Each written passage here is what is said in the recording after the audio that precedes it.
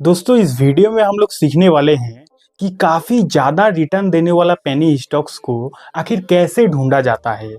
तो अब आपको इधर उधर भटकना नहीं पड़ेगा। इस वीडियो में आपको पूरा स्टेप बाय स्टेप प्रोसेस ही पता चल जाएगा कि पेनी स्टॉक आखिर कैसे खोजा जाता है। तो चलिए करते हैं इस इंटरेस्टिंग वीडियो की शुरुआत। पेनी स्टॉक को कैसे ढूंढा जाता है ये जानने से पहले आपको दो चीजें पता होना पड़ेगा। सबसे पहला कि आखिर पेनी स्टॉक क्या होता है, दूसरा कि पेनी स्टॉक आखिर क्यों खरीदना जरूरी है। ठीक है, तो सबसे पहले समझते हैं पेनी स्टॉक आखिर होता क्या है। तो देखिए पेनी स्टॉक का ना कोई फिक्स डेफिनेशन नहीं होता है, लेकिन फिर भी हमारे इंडिया में उन कंपनी को पेनी स्टॉक बोला जाता है जिन कंपनी का मार्केट कैप भी काफी ज्यादा कम होता है और जिन कंपनी का शेयर का प्राइस भी काफ़ी ज़्यादा कम होता है, उन कंपनी को पेनी स्टॉक बोला जाता है। यानी कि मान लेते हैं कोई कंपनी का मार्केट कैपिटल 500 करोड़ है, 600 करोड़ है और कंपनी का शेयर का प्राइस भी 10 रुपया 5 रुपया है, तो उन कंपनी को यानी कि छोटा छोटा कंपनी को बोला जाता है पेनी स्टॉक। तो इतना बात आप समझ गए कि पेनी स्टॉक किसे कहा जाता है, यानी कि जिन कंपनी का शेयर का प्राइस भी कम होता है और जिन कंपनी का मार्केट कैप भी कम होता है उनको पेनी स्टॉक बोला जाता है। पहला सवाल कंप्लीट। दूसरा सवाल कि पेनी स्टॉक खरीदना क्यों जरूरी होता है। तो देखिए पेनी स्टॉक खरीदना कोई जरूरी नहीं होता है, लेकिन हाँ पेनी स्टॉक में आपको जितना रिटर्न मिल सकता है उतना बाकी स्टॉक में मिलने का चांसेस कम होता है। इसको ऐसे समझो कि मान लीजिए एक 100 करोड़ की कंपनी है। अब एक 100 करोड़ की कंपनी को 1000 करोड़ बनने में शायद उतना समय नहीं लगेगा, लेकिन उसी जगह मान लीजिए एक 1 लाख करोड़ की कंपनी है। मान लीजिए एक 1 लाख करोड़ की कंपनी है। अब 1 लाख करोड़ की कंपनी को 10 लाख करोड़ की कंपनी बनने में काफी ज्यादा समय लग सकता है। इसीलिए पेनी स्टॉक में दूसरा स्टॉक के मुताबिक काफी ज्यादा रिटर्न मिलने का चांसेस रहता है। ये पॉजिटिव बात हुआ। एक निगेटिव भी बात होता है कि पेनी स्टॉक में रिटर्न तो काफी जल्दी मिल सकता है, लेकिन पेनी स्टॉक में पैसा लगाना काफी ज्यादा रिस्की भी होता है, क्योंकि छोटा छोटा कंपनी के शेयर को खरीदोगे तो वो कंपनी कभी भी खत्म हो सकता है और कंपनी खत्म हो जाएगा तो आपका पैसा भी खत्म हो सकता है। इसीलिए ये जानना जरूरी है कि पेनी स्टॉक में हो सकता है आपको प्रॉफिट काफी जल्दी मिल जाए, लेकिन आपका पैसों पे रिस्क भी काफी ज्यादा रहता है। समझ गए? तो चलिए अब हम लोग समझते हैं कि पेनी स्टॉक को कैसे ढूंढा जाता है। तो पेनी स्टॉक को ढूंढने के लिए मैं जिस वेबसाइट का यूज करता हूँ उस वेबसाइट का नाम है Screener.in। पहले ही मैं आपको क्लियर करना चाहूंगा कि ये वीडियो कोई स्पॉन्सर्ड वीडियो बिल्कुल भी नहीं है।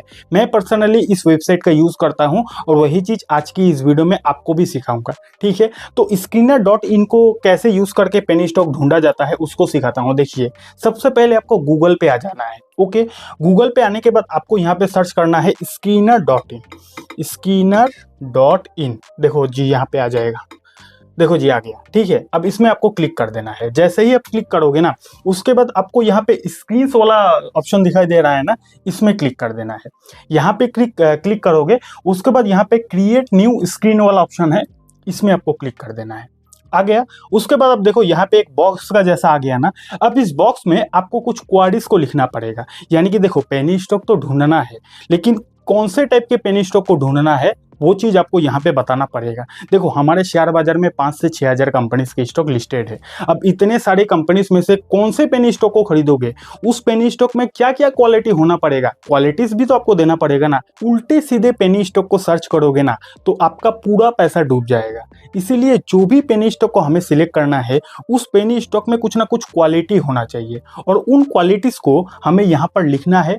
लिखने के बाद सर्च करना है। जब हम लोग सर्च करेंगे तो पूरा का पूरा पेनी स्टॉक का लिस्ट आ जाएगा। ओके, अब आपके मन में ये सवाल आ रहा होगा कि भैया क्या क्या क्वालिटीज होना चाहिए, कैसे सर्च किया जाता है, सब कुछ बताऊंगा, धीरज रखो। लेकिन उससे पहले शेयर बाजार में पैसा लगाने के लिए आपके पास एक अच्छा डीमेट अकाउंट की जरूरत पड़ेगी। तो जिस ब्रोकर को मैं खुद यूज करता हूं उस ब्रोकर का लिंक आपको डिस्क्रिप्शन पर मिल जाएगा। वो हमारा एफिलिएट लिंक है, तो वहां से आप बिल्कुल फ्री में अपना डीमेट अकाउंट को खुलवा सकते हो। ओके, तो चलिए अब हम समझते हैं कि आखिर कैसे इसको सर्च किया जाता है। तो पेनी स्टॉक को सिलेक्ट करने के लिए हमें काफ़ी ज़्यादा फिल्टर्स लगाकर यहाँ पर सर्च करना पड़ेगा, तब जाकर हम एक सही पेनी स्टॉक को सिलेक्ट कर पाएंगे। क्योंकि देखो हजारों कंपनी के शेयर है, हर कंपनी के शेयर को तो हम लोग नहीं ना खरीद सकते, इसीलिए हमें काफ़ी सारा फिल्टर्स लगाकर यहाँ पर सर्च करना पड़ेगा। तो जिसमें से सबसे पहला फिल्टर ये है कि हमें उन कंपनी को सर्च करना है जिन कंपनी का जो शेयर का प्राइस है वो 100 रुपये से कम हो। क्योंकि हम पेनी स्टॉक को खरीदेंगे ना, सिलेक्ट करेंगे, तो पेनी स्टॉक का शेयर शेयर का प्राइस 100 रुपये से कम हो, उन्हें सबसे पहले हमको फिल्टर लगाना पड़ेगा, उसको सर्च करना पड़ेगा। कैसे सर्च किया जाता है? सिंपली आपको इस बॉक्स पे क्लिक कर देना है और यहाँ पे सबसे पहले सर्च करना है करंट प्राइस। ठीक है, देखो यहाँ पे आ गया करंट प्राइस, इसमें आपको क्लिक कर देना है। उसके बाद 100 रुपये से कम वाला शेयर को हमें ढूंढना है, तो यहाँ पे क्लिक कर देने के बाद यहाँ पे लेस देन, हमको लेस देन वाला जो मार्क है उसको डाल देना है। यहाँ पे देखो ये लेस देन है, इसको डाल दोगे। उसके बाद 100 रुपये से कम वाला शेयर चाहिए ना, तो यहाँ पे हम लोग 100 डाल देते हैं। 100 डाल दिया, ओके। उसके बाद रन दिस क्वेरी, इस पे क्लिक कर देना है। अब देखो हमारे पूरा शेयर बाजार में 100 रुपये से जो जो कंपनी का शेयर का प्राइस कम है, सारा शेयर का लिस्ट यहाँ पे आ गया। टोटल 2200 से ज़्यादा कंपनी के शेयर यहाँ पे देखो आ गए। ठीक है, तो सबसे पहला हमारा फिल्टर क्या था कि 100 रुपये वाले जितने भी कम शेयर है उसको हमने सर्च कर लिया। अब यही काफ़ी नहीं है, अभी हमें और भी ज़्यादा फिल्टर्स लगाकर ये जो 2200 कंपनी है उसको कम करते आना है। ठीक है, तो उसके लिए हमें काफ़ी ज़्यादा फिल्टर लगाना पड़ेगा। नेक्स्ट फिल्टर आपको क्या लगाना है? नेक्स्ट फिल्टर लगाना है कि देखो भैया शेयर का प्राइस तो 100 रुपये से कम है लेकिन मार्केट कैप भी तो कम होना पड़ेगा। इसको ऐसे समझो कि सबसे पहला जो कंपनी है ना, यहाँ पे मैं अगर मार्केट कैप पे क्लिक करता हूँ, अब देखो एक IOB नाम का कंपनी है, जिस कंपनी का शेयर का प्राइस तो है 65 रुपीज़, लेकिन मार्केट कैप देखोगे तो भैया 1,24,000 करोड़। शेयर का प्राइस है 65 रुपीज़, लेकिन मार्केट कैप है 1,24,000 करोड़, यानी कि लार्ज कैप कंपनी है। तो इससे हमें ये समझ में आया कि शेयर का प्राइस तो कम है, कोई बात नहीं, लेकिन मार्केट कैप भी कम होना चाहिए। ठीक है, तब वो एक सही पेनी स्टॉक हो सकता है। अब मार्केट कैप की बात है तो कितना मार्केट कैप हमें देना पड़ेगा? देखो इसका भी कोई फिक्स डेफिनेशन नहीं है, लेकिन हाँ मैं आपको इतना जरूर बताना चाहूँगा कि एकदम ही कम मार्केट कैप वाला कंपनी को आपको कभी भी स्टडी नहीं करना चाहिए। काफ़ी सारे लोग लालच में आकर 10 करोड़ 20 करोड़ वाले कंपनी के शेयर को खरीद लेता है। तो भैया 10-20 करोड़ के कंपनी के शेयर को खरीदोगे ना, तो आपका पैसा कभी भी जीरो हो सकता है और उन स्टॉक में काफ़ी ज़्यादा मैनिपुलेशन होने का भी चांसेस रहता है। ठीक है, तो मेरे हिसाब से कोई रिकमेंडेशन नहीं है। मेरे हिसाब से कम 500 करोड़ से ज़्यादा मार्केट कैप वाली कंपनी को ही आपको स्टडी करना चाहिए। ठीक है, तो हम यहाँ पे सर्च करेंगे कि 500 करोड़ से ज़्यादा जो कंपनी है उन कंपनी को यहाँ पे डाल देंगे। तो उसको कैसे डाला जाता है? अगर आपको कोई भी दूसरा क्वेरी को लगाना है तो यहाँ पे आपको एंड लिखना पड़ता है। ठीक है, एंड लिख दिया। अब यहाँ पे हम डालेंगे मार्केट कैप 500 करोड़। ये देखो आ गया मार्केट कैपिटलाइजेशन। अब इसको 500 करोड़ से हमें ज़्यादा चाहिए, तो यहाँ पे हमें ग्रेटर देन डालना पड़ेगा। ग्रेटर देन का ये साइन है, उसके बाद हमें यहाँ पे डालना है 500 करोड़। ठीक है, 500 हमने डाल दिया। उसके बाद रन दिस क्वेरी जब करेंगे, उसके बाद देखो ये वो कंपनी आ गया जो कंपनी का शेयर का प्राइस भी 100 रुपये से कम है। पहला फिल्टर लगाया था। दूसरा फिल्टर हमने क्या लगाया कि वो कंपनी जिसका मार्केट कैपिटल 500 करोड़ से ज़्यादा है, वो कंपनी भी आ गया। अब देखो पहले 2200 से ज़्यादा कंपनी आया था, अब देखो ओनली 232 कंपनी आया है। ठीक है, अब इसको और कम करना है। उसके बाद 500 करोड़ से तो ज़्यादा वाली कंपनी आ गया, अब हमें 1000 करोड़ से कम वाली कंपनी को सिलेक्ट करना है, क्योंकि 500 करोड़ से ज़्यादा, अब इसमें से काफ़ी सारा ऐसा कंपनी भी होगा जिसका मार्केट कैपिटल 5000 करोड़ से ज़्यादा होगा, तो वो तो एक मिड साइज की या फिर स्मॉल कैप कंपनी हो गया ना। तो हमें तो पेनी स्टॉक सिलेक्ट करना है, तो 500 करोड़ से ज़्यादा और 1000 करोड़ से कम ये सर्च करना है। तो वो 1000 करोड़ से कम ये हमें यहाँ पे फिल्टर में डालना पड़ेगा। 500 करोड़ से तो ज़्यादा हमने डाल दिया। उसके बाद यहाँ पे एंड लिखना है। क्या लिखना है? एंड लिखने के बाद यहाँ पे फिर से मार्केट कैपिटलाइजेशन डालना पड़ेगा। मार्केट, ये देखो जी आ गया मार्केट कैपिटलाइजेशन। अब 1000 करोड़ से कम, अब 1000 करोड़ से कम डालने के लिए हमें क्या लगाना पड़ेगा? यहाँ पे लेस देन वाला जो साइन है, लेस देन 1000 यहाँ पे डालना पड़ेगा। देखो जी 1000 मैंने डाल दिया। उसके बाद रन दिस क्वेरी। अब देखो, अब यहाँ पे ये वो कंपनी दिखाएगा जिसका मार्केट कैपिटलाइजेशन 500 करोड़ से ज़्यादा है और 1000 करोड़ से कम है, वो कंपनी यहाँ पे आ जाएगा। देखो पहले 232 शायद कंपनी का शेयर आया था, अब देखो कम होके 92 हो गया। तो यहाँ तक हमने सिर्फ 3 फिल्टर को ही लगाया है और सिर्फ ओनली 92 कंपनी बचा है। पहले हजारों में कंपनी आया था यहाँ पर, उसके बाद हमने 3 फिल्टर को लगाया, अभी 92 कंपनी बचा है। अब 92 कंपनीज को भी तो हम लोग खरीद नहीं सकते ना, और ना ही स्टडी कर सकते हैं, तो इसमें अभी हमको और ज़्यादा फिल्टर लगाना पड़ेगा। अब देखो पेनी स्टॉक हम लोग क्यों खरीद रहे हैं? ताकि हमें पेनी स्टॉक पर रिटर्न मिले, ठीक है ना। तो रिटर्न वाला फिल्टर भी हमें लगाना पड़ेगा। तो सबसे पहले हमें लगाना पड़ेगा कि हम जो पेनी स्टॉक को खरीदेंगे या फिर सिलेक्ट करेंगे, उसका जो रिटर्न ऑन इक्विटी रेशियो है वो कम से कम 20% से ज़्यादा होना चाहिए, ठीक है। तो यहाँ पे रिटर्न ऑन इक्विटी आपको डालना पड़ेगा। यहाँ पे पहले हमें एंड लिखना पड़ेगा। एंड हमने लिख लिया। उसके बाद ROE रेशियो, यहाँ पे ROE सर्च करोगे तो देखो रिटर्न ऑन इक्विटी आ गया। रिटर्न ऑन इक्विटी रेशियो 15 से ज़्यादा होना अच्छा होता है, लेकिन हम पेनी स्टॉक को सिलेक्ट कर रहे हैं, वहाँ पर कोई रिस्क हमें चाहिए ही नहीं, इसीलिए 20% तो मिनिमम होना ही चाहिए। ठीक है, तो 20% यहाँ पे आपको ग्रेटर देन डाल देना है। उसके बाद यहाँ पे 20 लिख के सर्च कर देना है। देखो 20 लिख दिया तो पहले 92 कंपनी था, अब देखो सिर्फ 12 कंपनी बचा है। ठीक है, तो रिटर्न इन इक्विटी हमने फिल्टर डाल दिया। उसके बाद रिटर्न ऑन कैपिटल एम्प्लॉयड भी हमें यहाँ पे डालना पड़ेगा, वो भी 20% से ज़्यादा होना पड़ेगा। ठीक है, तो उसके लिए हम यहाँ पे फिर से एंड लिख देते हैं। एंड लिखने के बाद ROCE रेशियो हमें यहाँ पे डालना पड़ेगा। ROCE रेशियो, ROCE देखो ये यहाँ पे आ गया। उसके बाद ग्रेटर देन यहाँ पे हमें डालना पड़ेगा। ग्रेटर देन डालने के बाद यहाँ पे हमें 20 लिखना पड़ेगा। ठीक है, अब देखते हैं कितना कंपनी आता है। देखते हैं पहले कितना 8 ना 9 था, अब देखो यहाँ पे 11 कंपनी बचा है। ठीक है, तो अभी भी काफ़ी ज़्यादा है, अभी भी हमें ये 11 कंपनी को और भी डिटेल में सर्च करना पड़ेगा। तो अभी और फिल्टर लगाना पड़ेगा। फिल्टर अभी हमें ये लगाना पड़ेगा कि हम जो पेनी स्टॉक को सिलेक्ट करेंगे उसका जो सेल है वो हर साल बढ़ते रहना चाहिए। ठीक है, तो यहाँ पे हमें सेल्स ग्रोथ भी डालना पड़ेगा। उसके लिए हमें यहाँ पे सिंपली सेल्स सर्च कर देना है।